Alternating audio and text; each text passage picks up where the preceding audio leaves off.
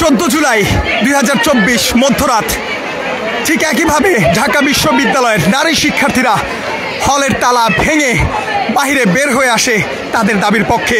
এবং আজও ঠিক একই চিত্র দেখা গেছে ঢাকা বিশ্ববিদ্যালয়ে বেগম রোকেয়া হলের নারী শিক্ষার্থীরা হলের তালা খুলে বের হয়ে আসে সড়কে। এবং তার পরের চিত্র এই মুহূর্তে দেখানোর জন্য সরাসরি সংযুক্ত করেছি, সঙ্গে রয়েছি খন্দকার আসিফুজ্জামান।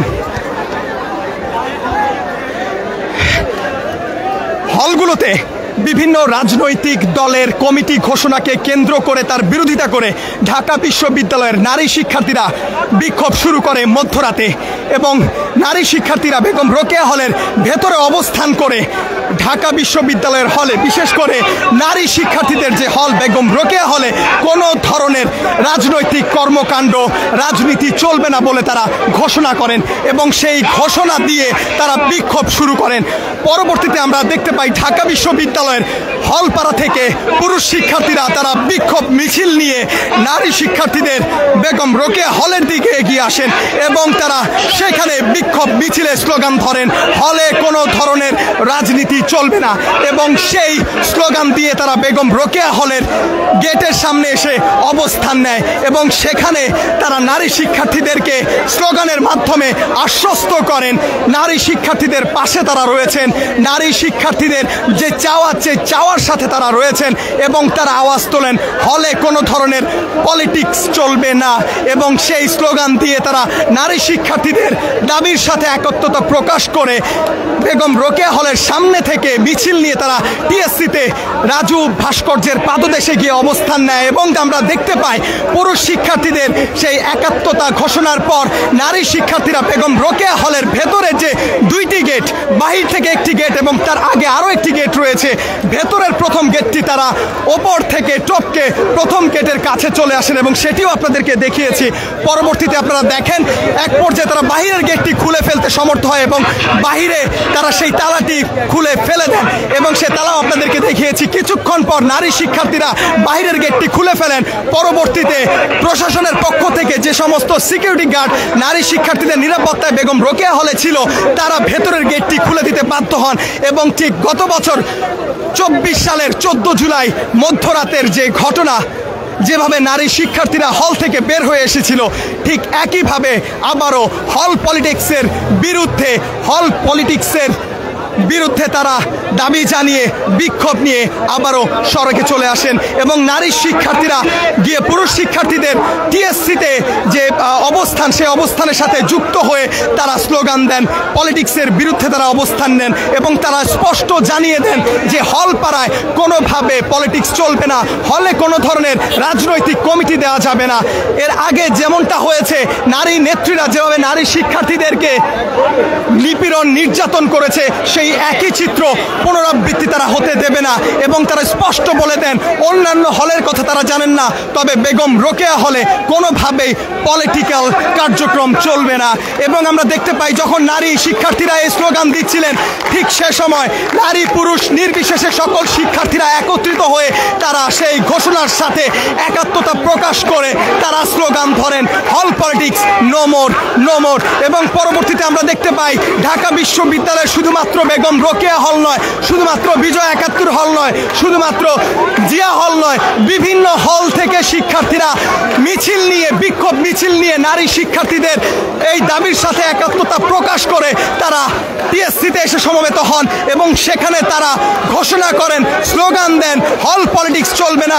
বিভিন্ন রাজনৈতিক দলের পক্ষ থেকে হলে যে কমিটি ঘোষণা করা হয়েছে সেই কমিটি তারা মানেন না, হল পলিটিক্স বর্জনের ঘোষণা দিয়ে এবং হল পলিটিক্স নিষিদ্ধের দাবিতে তারা মিছিল নিয়ে প্রথমে নারী শিক্ষার্থীরা মিছিলের সামনের অংশ অবস্থান নেন এবং তার ঠিক পেছনে পুরুষ শিক্ষার্থীরা তাদের নারী শিক্ষার্থী বোনদেরকে নিয়ে একসাথে টিএসসি থেকে ভিসি চত্বরে আসেন এবং ভিসির যে বাসভবনের প্রধান গেট রয়েছে, প্রধান ফটক রয়েছে, সেই ফটকের সামনে নারী শিক্ষার্থীরা সড়কেই বসে পড়েন, সড়কে বসে তারা অবস্থান নেন এবং পুরুষ শিক্ষার্থীরা নারী শিক্ষার্থীদেরকে তিন দিক থেকে তারা দাঁড়িয়ে তাদের সাথে একত্রে স্লোগান দেন, হল politics no more, no more. এবং পরবর্তীতে আমরা দেখতে পাই নারীদের হল থেকে আরও একটি মিছিল এসে পূর্বে আসা মিছিলের সাথে একত্রতা প্রকাশ করেন এবং সকলে একত্রিত হয়ে এই মুহূর্তে ভিসির বাসভবনের যে প্রধান ফটক রয়েছে,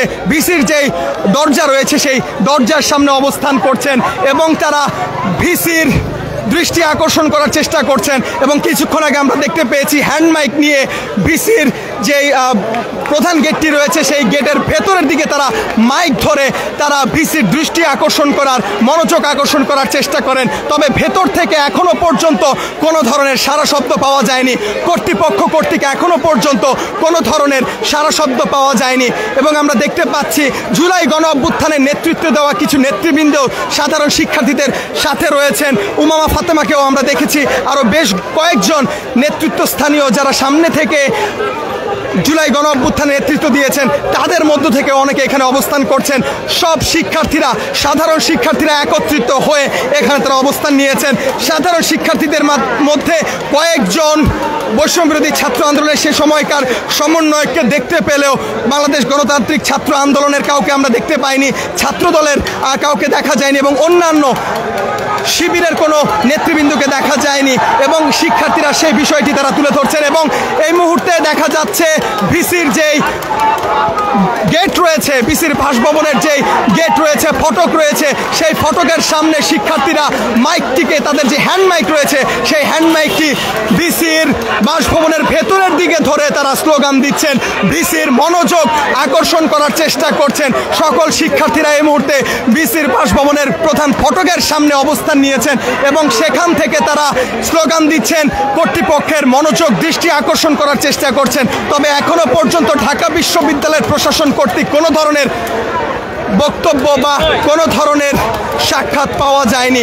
শিক্ষার্থীরা অবস্থান করে আছেন, নারী পুরুষ নির্বিশেষে শিক্ষার্থীরা একত্রিত হয়ে এই মুহূর্তে অবস্থান করছে ভিসি চত্বরে ভাইস চ্যান্সেলরের বাসভবনের প্রধান ফটকের সামনে। সেখান থেকেই আপনাদেরকে সরাসরি সংযুক্ত করে খন্দকার আসিফুজ্জামান রয়েছি কালের কণ্ঠে।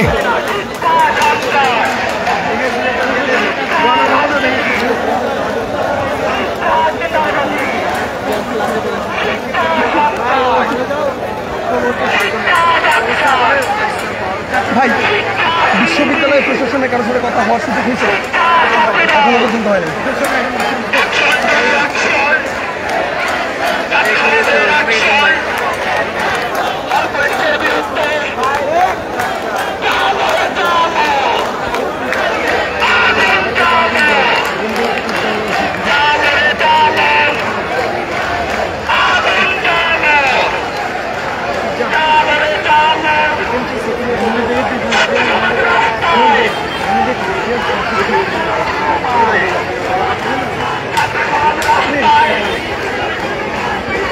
এবং শিক্ষার্থীরা স্লোগান ধরেছেন।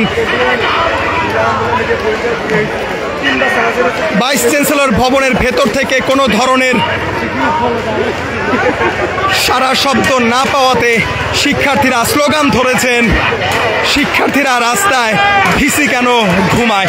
এবং সকল শিক্ষার্থীদের নজর এই মুহূর্তে ভাইস চ্যান্সেলরের বাসভবনের প্রধান ফটকে। এবং সেখানে আমরা দেখতে পাচ্ছি শিক্ষার্থীরা গেটে আওয়াজ করছেন লাঠি দিয়ে, তারা বাহির থেকে আওয়াজ দিচ্ছেন। তবে ভাইস চ্যান্সেলর ভবনের ভেতর থেকে কোনো ধরনের সারা শব্দ সাক্ষাৎ এখনো পর্যন্ত পাওয়া যাচ্ছে না। সকল শিক্ষার্থীরা এই মুহূর্তে ভাইস চ্যান্সেলর ভবনের সামনে অবস্থান নিয়েছেন। শিক্ষার্থীরা স্লোগান দিচ্ছেন, ভিসির বাসভবনের প্রধান ফটকে তারা আওয়াজ করছেন, ভিসির মনোযোগ আকর্ষণ করার চেষ্টা করছেন। তবে ভেতর থেকে কোনো ধরনের শব্দ এখনো পর্যন্ত পাওয়া যাচ্ছে না।